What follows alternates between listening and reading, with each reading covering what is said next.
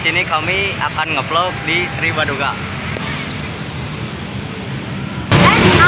Jadi di sini kami sedang di Museum Sri Baduga. Ya, museum ini didirikan pada tahun 1974 yang diresmikan dengan nama Museum Negeri Provinsi Jawa Barat oleh Menteri Pendidikan dan Kebudayaan Dr. Daud Yusuf. Jadi di sini ada apa aja sih? Ikutin kami.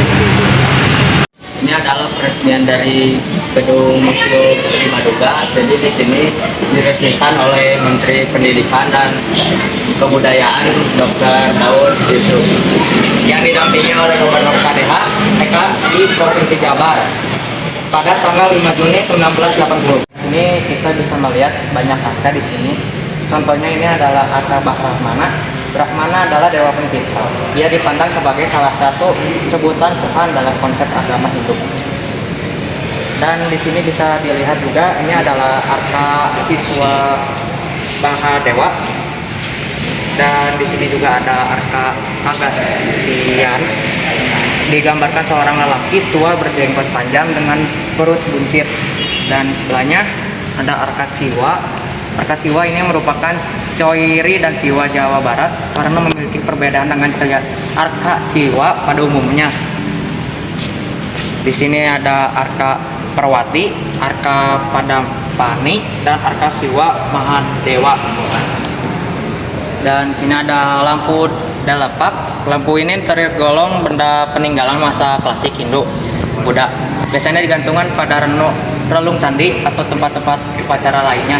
Ada juga lampu daya lapak, gamtak Anoman, belencong, patung Ganesha, wadah air suci. Dan di sini ada arka kepala Buddha. Arka kepala Buddha ini digunakan sebagai perlengkapan ibadah pada upacara keagamaan umat Hindu. Dan di sini juga ada yantra sebagai salah satu media yang digunakan dalam upacara keagamaan. Dan di sini juga ada watif tablet berbentuk sempat persegi panjang terbuat dari tanah liat. Di sini juga kita bisa melihat ada bata Candi Karawang, arka Gagajahan. Ini berbentuk gajah ya, seperti gajah-gajah zaman dahulu. Kita berjalan ke sini, kita bisa melihat ada situs Batu Jaya. Situs ini memberitahu kita temuan situs Batu Jaya yang di Kabupaten Karawang, membuktikan betapa kayanya Jawa Barat akan artefak budaya dalam bentuk candi. Geser sedikit, kita bisa melihat ada Prasasti Ciranten, salah satu bukti kehadiran kerajaan Hindu tertua di Jawa Barat, Tarumanagara. Di sini ada tempayan kubur. Penguburan dengan menggunakan tempayan dapat merupakan penguburan langsung, merupakan tidak langsung. Dalam sistem penguburan primer, mayat diletakkan dalam tempayan dalam posisi beringkuk bersama dengan bekal kuburannya. Jadi di sini ada berbagai tulang-tulang. Dan di sini ada batu seperti kuburan juga buat makam makam kuburan seperti dibatasi batu-batu. Oh iya. Di sini ada anisme dalam dinamisme merupakan paham kepercayaan terhadap roh jiwa nenek moyang yang telah meninggal. Religi kepercayaan adalah penerimaan tata aturan atas kekuatan yang lebih tinggi dari manusia. Ada 4 unsur penting dalam sistem religi, yaitu getaran jiwa dalam emosi, keagamaan, sistem keyakinan, sistem upacara, keamanan, dan umat yang menganut religi itu. Evolusi manusia spesial yang mempunyai manusia homo muncul pertama kali di muka bumi kira-kira 3 juta tahun yang lalu, bersamaan dengan terjadinya zaman es glacial pada kala Plesiosen. Ya, dari evolusi manusia kita akan pindah ke sini. Di sini ada manusia pawon, temuan terbaru rangka manusia di Jawa Barat. adalah manusia pawon, Homo sapiens, yang termasuk dalam ras Mongoloid. Diperkirakan hidup antara 5.600 sampai 9.500 tahun yang lalu. Sebelahnya juga ada Arka Nandi. Nandi atau sapi jantan dalam mitos ini merupakan kendaraan atau wahana tunggangan dewa Siwa. Diperkirakan peninggalan Mesir Hindu sampai Buddha yang berkembang di Jawa Barat abad ke-4 hingga ke-14. Selanjutnya, di sini ada Yoni. Yoni melambangkan dewa Parwati atau simbol kesuburan. Bila lingga dan Yoni dipersatukan merupakan simbol kekuatan. Lingga dan Yoni digunakan sebagai salah satu perlengkapan upacara RA dalam agama Hindu.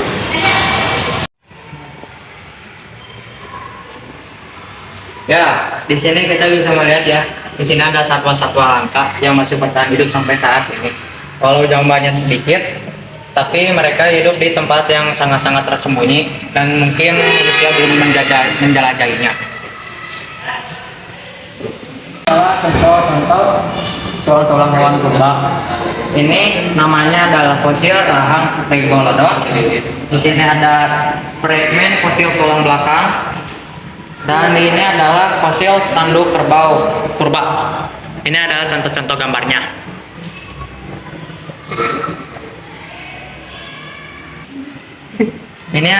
Di sini ada contoh-contoh juga. Di sini ada tulang-tulang hewan purba. Ini contoh fosil kaki rusa.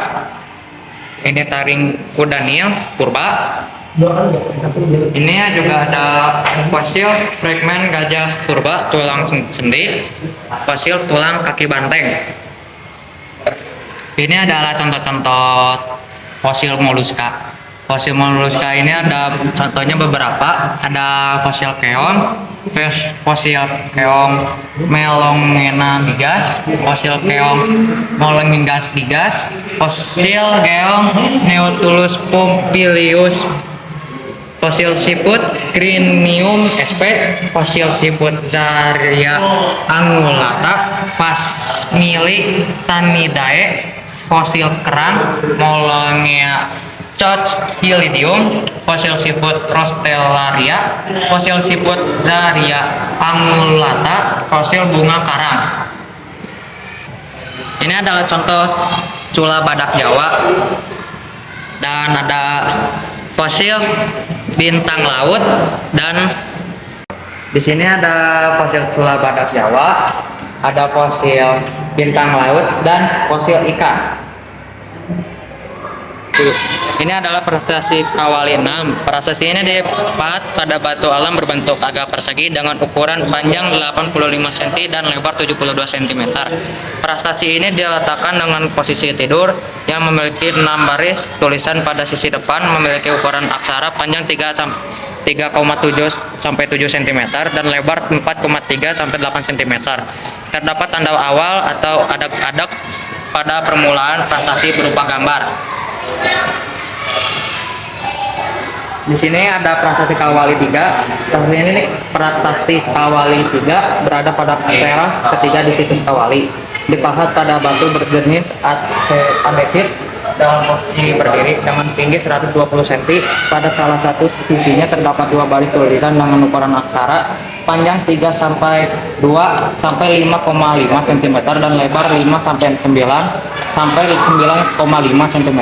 Prasasti ini disebut pula sebagai batu penyandaan. Prasasti Padrau, batu peringatan setinggi 165 cm ini menandai perjanjian kerajaan Sunda Portugis pada tahun 1522 yang dibuat oleh Hutum Dagang Portugis dari Malaka yang dipimpin Enrique Leme dan membawa barang-barang Raja Esamiam. Padrau ini didirikan di atas tanah yang ditunjukkan sebagai tempat untuk membangun kantor dagang bagi orang Portugis. Pada bagian atas batu tersebut tampak air miliari spere atau rangka bola langit dengan katulistiwa dan 5 garis lintang. Prasasti batu tulis dibuat pada tahun 1533 oleh Raja Surawesesa untuk menghormati dan mengenang mendiang ayahnya. Raja Besar Sri Baduga Maharaja memerintah 1482 sampai 1522. atau dikenal sebagai Ratu Haji Pakuan Pajajaran Sri Sang Ratu Dewata. Di sini ada lukisan pembuatan Tahagarena Mahawijaya. Lukisan ini menggambarkan pembuatan Tahagarena Mahawijaya seperti yang diceritakan dalam prasasti batu tulis. Tahagarena merupakan tanda peringatan berupa gunung-gunungan dan hutan samida yang dititahkan oleh Sri Baduga Maharaja, Raja Pajajaran yang bertahta sekitar abad 15. Sekarang kita akan menuju ke lantai 2. Ikut.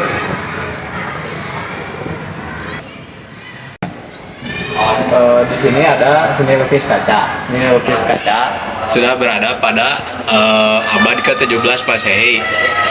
Telah berkembang di Cirebon bersamaan dengan penyebaran agama Islam di Pulau Jawa. Di sini ada yang pertama, kaligrafi Arab Macan Ali. Macan Ali adalah panji Kesultanan Cirebon menyerupai harimau. Yang kedua, ada kaligrafi Arab Gedung Jinem. Pada bagian tengah lukisan terdapat sebuah rumah yang berdiri di atas batu karang. Rumah ini disebut Gedung Jinem. Di sini ada balai. Balai diletakkan di depan rumah bangsawan di daerah Cirebon. Awalnya berfungsi sebagai tempat penerima tamu. Setelah Islam berkembang, digunakan untuk membaca Al-Quran atau mempelajari agama Islam dengan perlengkapan rehal. Nah, di sini ada sistem pengetahuan masyarakat Jawa Barat. Yang pertama ini ada satu, sastra merupakan kalender tradisional yang digunakan oleh masyarakat Baduy. Yang kedua, tunduk merupakan kalender tradisional yang digunakan oleh masyarakat Baduy untuk menentukan hari baik dan buruk. Yang ketiga, Kalenjer merupakan penanggalan tradisional yang biasa digunakan masyarakat Baduy untuk menghitung hari baik yang berkenan dengan kehidupan rumah tangga. Yang keempat, ada waroge, digunakan sebagai alat penolak bala. Di sini ada yang kelima, yaitu kalung tamiang. Penggunaan kalung tamiang sebagai media pengobatan bagi anak yang cacingan atau anak yang lemah kesehatannya. Di yang keenam, di sini ada batu pipisan, berfungsi sebagai alat untuk menggerus biji-bijian dalam membuat ramuan pada upacara tertentu. Di sini ada Konghucu dan Taoisme. Kepercayaan ini hanya dianut oleh warga masyarakat Jawa Barat keturunan Cina. Dalam kehidupan orang Cina ada 3 ajaran yang mereka pahami, yakni Konghucu, Taoisme, dan Buddha. Ketiga ajaran ini saling menyatu dan dikenal dengan nama San Jiao atau San Kau. Taoisme merupakan ajaran yang ditemukan oleh Lao Tzu, lahir di provinsi Hunan 604 Masehi. Di sini ada rumah tradisional yaitu Suhuban Batak Duai, bidang atau lurus ke atas melawan batasan suhunan atau batang atap dinamakan lumba. Dengan demikian bentuk atap ini diberi nama badak hifti, yaitu menyerupai binatang badak yang sedang menguap. Di sebelahnya ada perahu kumurep roof. Bentuk atap rumah seperti perahu dalam posisi tengkurap atau terbalik. Bentuk atap rumah ini banyak berkembang di daerah Sumedang. Di sebelahnya ada lima sunroof. Bentuk atap rumah seperti ini banyak berkembang di pedalaman Cirebon. Oke, kita akan ke sini. Di sini ada rumah Jalapong Pro. Bentuk rumah atap memanjang. Bentuk atap Jalapong merupakan bentuk yang cukup tua karena bentuk ini banyak terdapat pada bentuk atap bangunan saung atau dangau. Di sebelahnya ada Suhunan Julang Ngapak. Bentuk atap rumah yang melebar ke pinggir sehingga disebut jalapong atau ngapak, yaitu menyerupai burung yang sedang mengapakkan sayap. Di sebelahnya ada Julebek Nangkuban Roof.